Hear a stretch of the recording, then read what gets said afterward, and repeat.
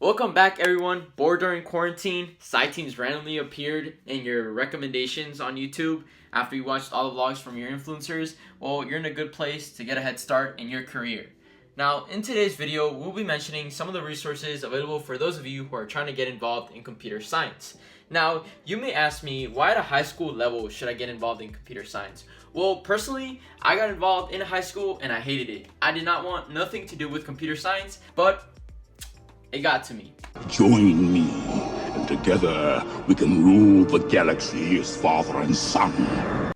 Yes, that is right. Whatever field you go into STEM, you'll eventually run into computer science. However, one of the cool things about computer science is that unlike any other STEM field, it really does not require a lot of equipment, and also it can be self-taught. I mean, as a college student, I'm sure they don't attend the lectures for their computer science classes. They probably stay in their rooms, look at the lecture videos online, and teach it for themselves. It's that simple.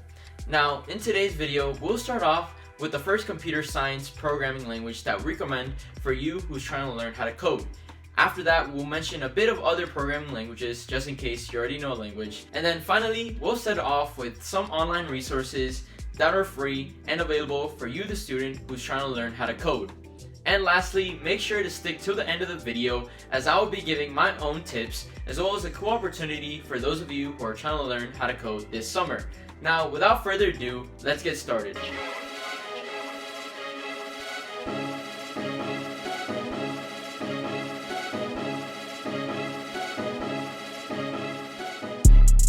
The programming language we recommend for starters is Python.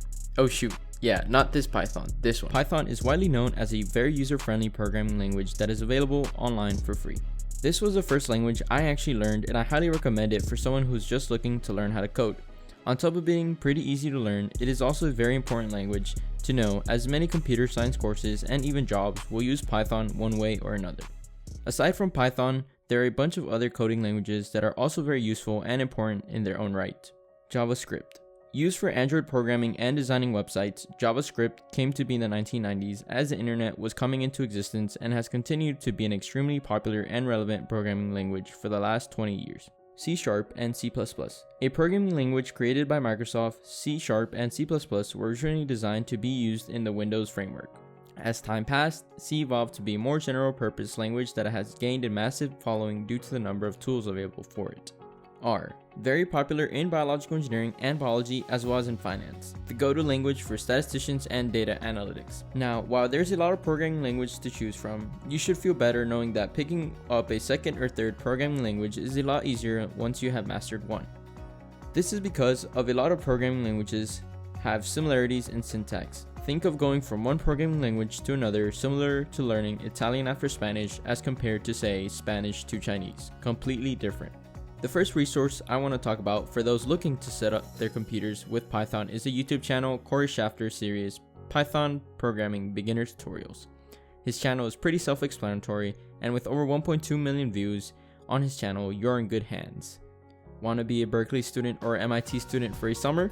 Check out c61a.org. 61A is the first class most Berkeley CS majors take, and the website is updated every single semester, so the resources are always new. On the website, you will have access to the same information that actual Berkeley students have, including lectures, online textbooks, and even previous midterms exams. It should be noted that despite being an intro course, the resources and materials may be quite advanced for those completely new to programming, so some past experience in CS is recommended. MIT's OpenCourseWare is another good resource that offers an intro Python course with videos but is not as updated as the one from Berkeley. However, it is super useful and offers additional advanced courses for computer science which you can access. I would also just like to say that course right there I took my first year at MIT. It's a great introductory course for those of you who are learning how to code. Now, my personal tip is to go push through that learning curve. It's tough, at least for me it was. For some of you, you'll pick it up much quicker than I did, and that's good for you. Now, for those of you who are engaged and want to learn how to code and are looking for someone who can support them, make sure to go to www.covid.org, as they can assist you in getting a mentor, being an undergraduate student, who can help you and guide you as you learn how to code. Now, I would also like to mention for those of you who are a bit more advanced and also want to learn, whether it's by doing a project in computer science, to check out SciTeens, as we can pair you up with a mentor, and all you have to do is create a project on our website. Link is below in the description. Now, that's all I have for you guys today. Take care and see you next week.